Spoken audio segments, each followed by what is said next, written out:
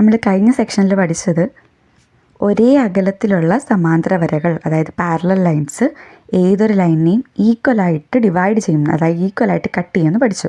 ഇനി ഈ സെക്ഷനിൽ ഈ പാരലൽ ലൈൻസ് തമ്മിലുള്ള ഡിസ്റ്റൻസ് സെയിം ആയിരിക്കില്ല, ഡിഫറെൻ്റ് ആയിരിക്കും.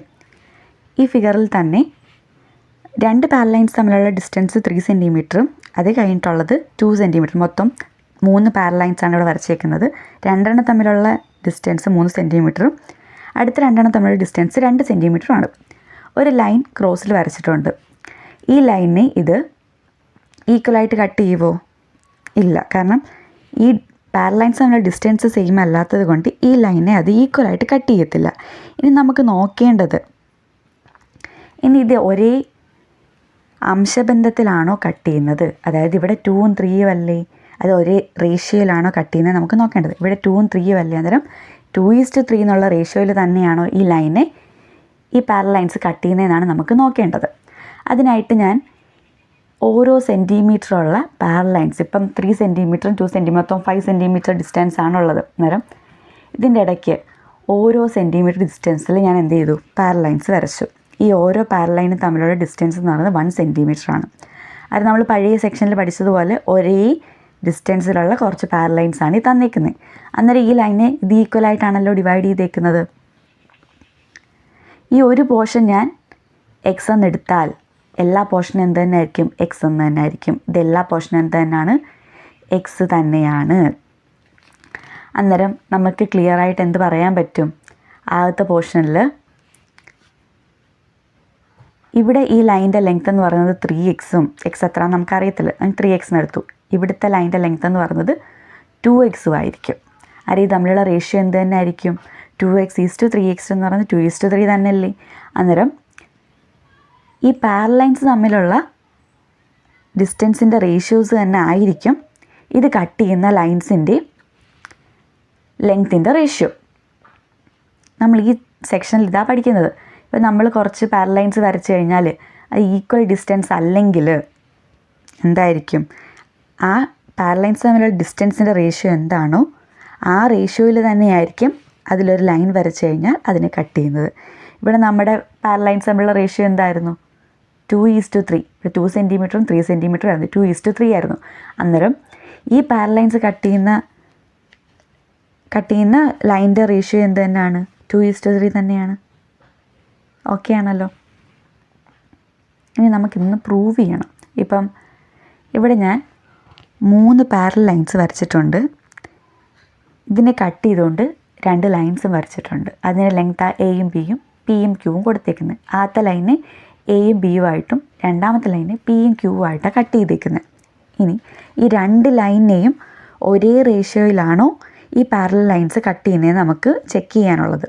ഇപ്പം നമുക്ക് കിട്ടേണ്ട എന്താ, A:B = P:Q എന്ന് കിട്ടണം. എയും ബിയും തമ്മിലുള്ള റേഷ്യോയും പിയും ക്യൂവും തമ്മിലുള്ള റേഷ്യോയും ഈക്വൽ ആണെന്നാണ് കിട്ടേണ്ടത്. അതായത് A/B = P/Q എന്ന് നമുക്ക് കിട്ടണം. ഇതാണ് നമുക്ക് കിട്ടേണ്ടത്. അതിന് വേണ്ടിയിട്ട് നമ്മൾ ഈ ഒരു ഫിഗറിനെ എന്ത് ചെയ്തു,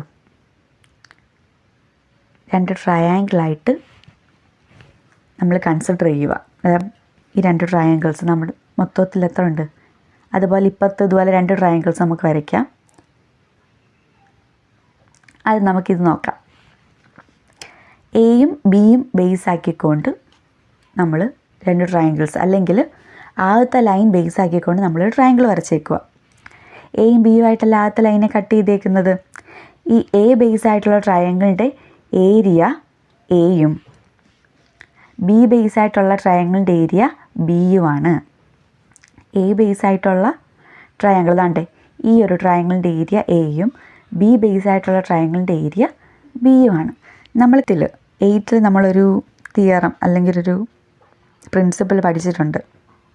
ഒരു ട്രയാങ്കിളിൻ്റെ ഒരു കോർണറിൽ നിന്ന് ഓപ്പോസിറ്റ് സൈഡിലേക്ക് ഒരു ലൈൻ വരച്ച് കഴിഞ്ഞാൽ ആ സൈഡിനെയും ട്രയാങ്കിളിൻ്റെ ഏരിയയെയും ഒരേ റേഷ്യോയിലായിരിക്കും അത് കട്ട് ചെയ്യുന്നത്. ഇപ്പം നമുക്ക് നോക്കി, ഈ വലിയ ട്രയാങ്കിൾ നിങ്ങൾ കൺസിഡർ ചെയ്തോണം. ഈ വലിയ ട്രയാങ്കിളിൽ ഈ വലിയ ട്രയാങ്കിളിൻ്റെ ഈ ഒരു കോർണറിൽ നിന്ന് എന്ത് ചെയ്തേക്കുക, ഈ ഒരു സൈഡിലേക്ക് ഒരു ലൈൻ വരച്ചേക്കുക, ഈ റെഡ് ലൈൻ. ആ മിഡിലെ റെഡ് ലൈൻ നമ്മൾ ഈ ഒരു ട്രയാങ്കിളിൻ്റെ ഒരു കോർണറിൽ നിന്ന് അതിൻ്റെ ഓപ്പോസിറ്റ് സൈഡിലേക്ക് വരച്ചേക്കുക.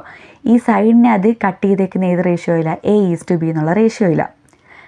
അതിൻ്റെ ഏരിയ കട്ട് ചെയ്തേക്കുന്നത് ക്യാപിറ്റൽ എയും ക്യാപിറ്റൽ ബിയും നമ്മളുടെ ഏരിയ കൊടുത്തേക്കുന്നത് A:B എന്നുള്ള ഏരിയയിൽ, റേഷ്യോയിൽ.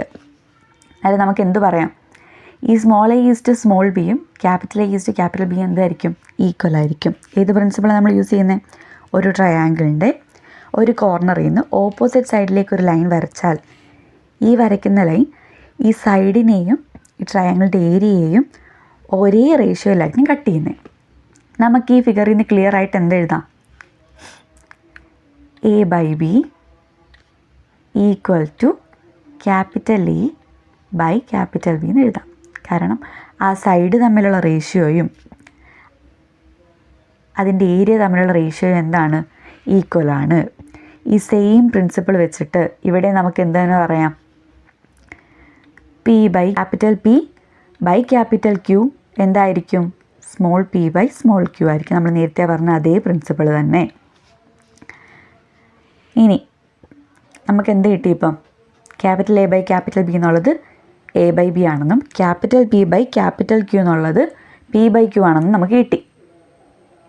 അടുത്തായിട്ട് നമ്മൾ ചെയ്യാൻ പോകുന്നത് ഈ രണ്ട് ട്രയാങ്കിൾസിനെ നമ്മൾ എന്ത് ചെയ്യുക? ഒരേ ഫിഗറിൽ വരയ്ക്കുവാണ്. കണ്ടോ? ഒരേ ഫിഗറിൽ വരയ്ക്കുന്നു. ഇനി നമ്മൾ ഇതിൻ്റെ അപ്പർ പോർഷനും ലോവർ പോർഷനും ഒന്ന് മാറ്റി വരയ്ക്കാൻ പോവുക. നോക്കിക്കോണം, ഈ ഒരു ഫിഗർ നോക്കണം. ഈ അപ്പർ പോർഷൻ ലോവർ പോർഷൻ നമ്മൾ രണ്ട് ഫിഗറായിട്ട് മാറ്റി വരച്ചേക്കുക. ഇനി നിങ്ങൾ നോക്കിക്കഴിഞ്ഞാൽ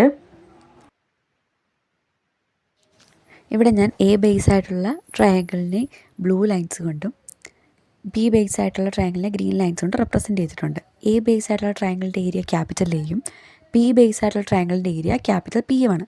അതുപോലെ ഇപ്പുറത്തെ ഫിഗറിൽ B ബേസ് ആയിട്ടുള്ള ട്രയാങ്കിളിൻ്റെ ഏരിയ ക്യാപിറ്റൽ Bയും Q ബേസ് ആയിട്ടുള്ള ട്രയാങ്കിളിൻ്റെ ഏരിയ ക്യാപിറ്റൽ Qയുമാണ്.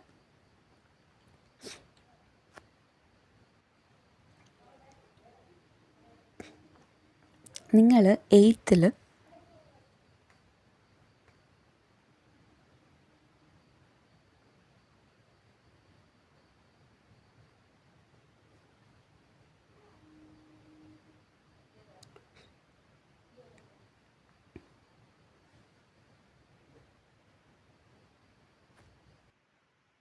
നിങ്ങൾ കഴിഞ്ഞ വർഷം 8th തിയറം പഠിച്ചിട്ടുണ്ട്.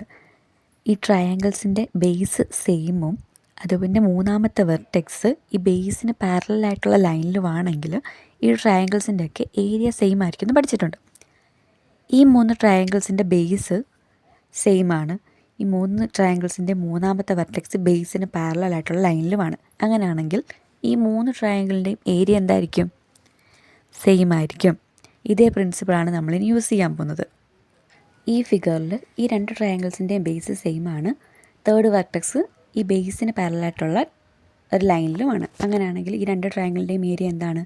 ഈക്വലാണ്. Capital A equal to capital P എന്ന് നമുക്ക് കിട്ടും. ഇതേപോലെ തന്നെ അടുത്ത ട്രയാങ്കിളിലും എന്താണ്? ബേസ് അടുത്ത ഫിഗറിലും 2 ട്രയാങ്കിൾസിൻ്റെയും ബേസും സെയിം ആണ്. അതിൻ്റെ തേർഡ് വെർട്ടെക്സ് എന്ന് പറയുന്നത് ബേസിന് പാരലായിട്ടുള്ള ലൈനിലുമാണ്. ഇവിടെ capital B equal to capital Q എന്ന് നമുക്ക് കിട്ടും.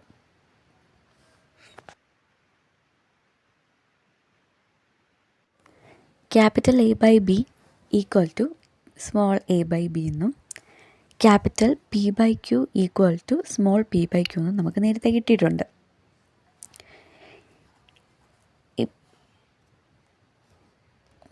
ഇനി capital A equal to capital P ആണെന്നും capital B equal to capital Q ആണെന്നും നമ്മളിപ്പോൾ പ്രൂവ് ചെയ്തു.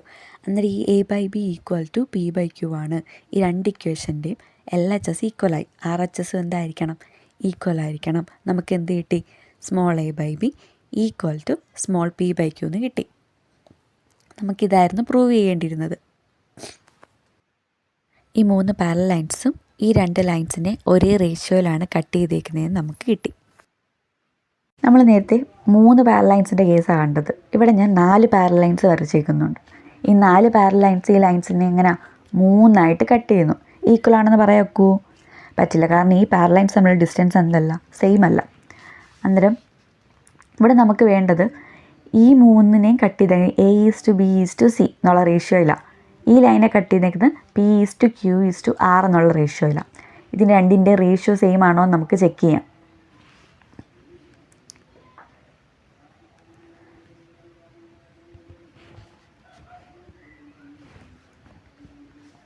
ഈ റേഷ്യോ ചെക്ക് ചെയ്യാൻ വേണ്ടിയിട്ട് ഞാൻ എന്ത് ചെയ്യുന്നു, ആദ്യത്തെ മൂന്ന് പാരൽ ലൈൻസ് ഞാൻ കൺസിഡർ ചെയ്യുന്നു. അതിൽ നിന്ന് ഡയറക്റ്റായിട്ട് എനിക്ക് എന്തോ എഴുതാം, A/B = B/Q എന്ന് എഴുതാം അല്ലേ. എങ്ങനെ കിട്ടി? നമ്മൾ കുറച്ച് മുമ്പേ പ്രൂവ് ചെയ്തതേ ഉള്ളൂ. ഇനി ഞാൻ താഴത്തെ ഈ മൂന്ന് പാരൽ ലൈൻസ് കൺസിഡർ ചെയ്യുന്നു. അതിൽ നിന്ന് എനിക്ക് എന്തെങ്ങനെ എഴുതാം, B/C = Q/R എന്ന് എഴുതാം. ഇനി ഞാൻ ഇതിൻ്റെ LHSനെ A/Bയെ B/Cയെ മൾട്ടിപ്ലൈ ചെയ്യുക. നമുക്ക് എന്ത് കിട്ടും? A/B × B/C എന്തായിരിക്കും? അതിൻ്റെ RHS നമ്മൾ മൾട്ടിപ്ലൈ ചെയ്താൽ മതിയല്ലോ. P/Q × Q/R എന്നായിരിക്കും കിട്ടുന്നത്. ഇവിടെ ഈ ബിയും ക്യാൻസലായി പോവും. ഇവിടെ ഈ ക്യൂവും ക്യാൻസലായി പോവും. നമുക്ക് ലാസ്റ്റ് എന്ത് കിട്ടും? A/C = P/R എന്ന് കിട്ടും. ഇവിടെ ആദ്യം നമ്മൾ ആദ്യത്തെ മൂന്ന് പാരലൈൻസ് എടുത്തപ്പോൾ A/B = P/Q എന്ന് കിട്ടി.